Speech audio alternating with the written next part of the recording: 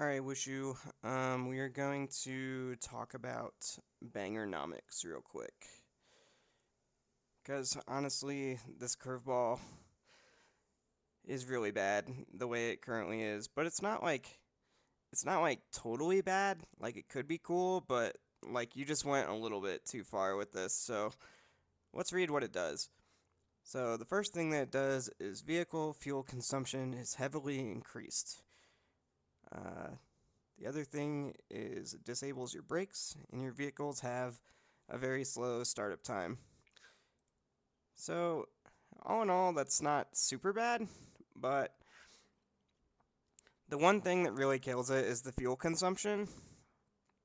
It's like way too over the top. Now, in the gameplay here, you're going to notice what happens.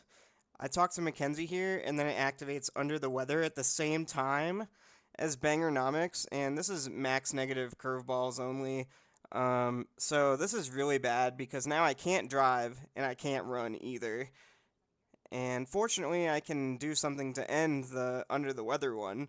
Like, I just have to go around and find. I'm basically going to do a lot of running for like the next 45 minutes. And I have to just run around and get three I have to run around and get 3 meds rucks, and that's what ends it. But there's nothing I can do to end Bangernomics, and unfortunately, that's really bad because I've already done a couple playthroughs where I don't use a car, and after doing, well, really, I've only done one, and after doing one of them, I vowed never to do it again because it's so awful. And you're basically forcing people to play this way for an hour and a half of just not being able to drive your car because I'm gonna fast forward here and we're gonna see what happens when you actually do drive your car during Bangernomics. Like I just want to show the fuel consumption because honestly, like it's just way too much. Like so, where is it?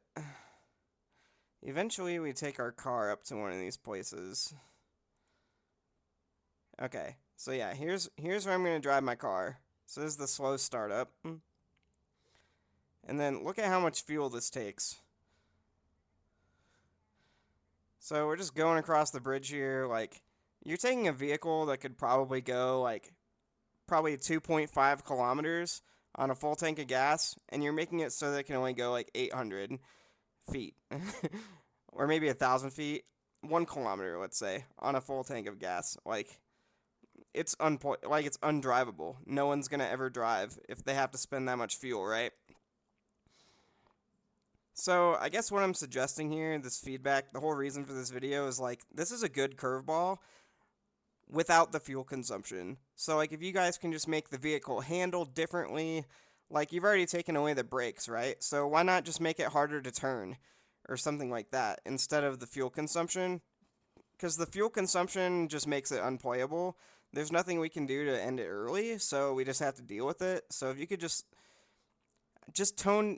get rid of the fuel consumption part of it and then just like make the vehicle just turn shitty or something, that would be way better because then it would actually be playable and like you have to focus on driving carefully and all that instead of just like not being able to drive at all, because like that seems like the goal of the curveball is to change up how you drive, right? But if you have this insane fuel consumption, then no one's gonna drive at all, and that's just crappy. So I don't know if we could just change this up a little bit, I would really appreciate that. Like it's just horrible in its current state. Like look at this, just getting back to base is pretty much gonna zero out my gas, and all I did was drive over the bridge. Like that's that's just not fun at all. So yeah, if we could just change this one up, I think that would be a step in the right direction. Um, yep. All right, that's it. Thanks. Peace.